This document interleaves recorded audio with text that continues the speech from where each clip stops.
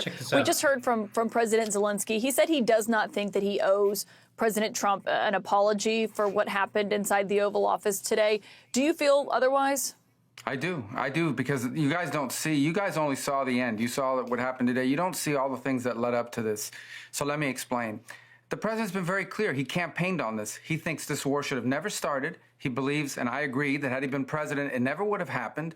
Now here we are. He's trying to bring an end to this conflict. We've explained very clearly what our plan is here, which is we want to get the Russians to a negotiating table. We want to explore whether peace is possible. They understand this. They also understand that this agreement that was supposed to be signed today was supposed to be an agreement that binds America economically to Ukraine, which to me, as I've explained, and I think the president alluded to today, is a security guarantee in its own way, because we're involved. It's now us. It's our interests. That was all explained. That was all understood.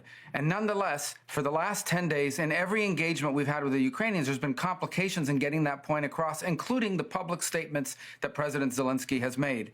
But they insisted on coming to D.C. This agreement could have been signed 5 days ago, but they insisted on coming to Washington. And there was and should have been a very clear understanding. Don't come here and create a scenario where you're going to start lecturing us about how diplomacy isn't going to work. President Zelensky took it in that direction, and it ended in a predictable outcome as a result. It's unfortunate. That wasn't supposed to be this way, but that's the path he chose. And I think, frankly, sends his country backwards in regards to achieving peace, which is what President Trump wants at the end of the day, is for this war to end. He's been as consistent as anyone can be about what his objective is here. But what specifically do you want to see President Zelensky apologize for? Well, apologize for turning this thing into the fiasco for him that it became. There was no need for him to go in there and become antagonistic. Look, this thing went off the rails. You were there, I believe. It went off the rails when he said, let me ask you a question to the vice president. What kind of diplomacy are you talking about?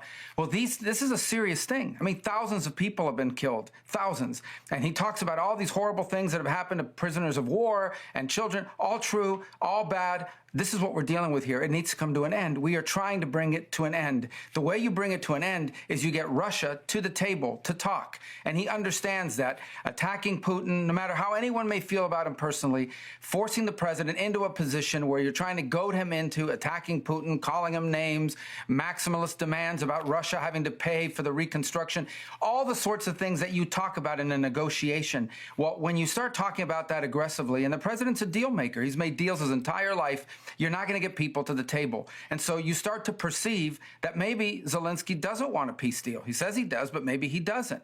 And that active, open undermining of efforts to bring about peace is deeply frustrating for everyone who's been involved in communications with them leading up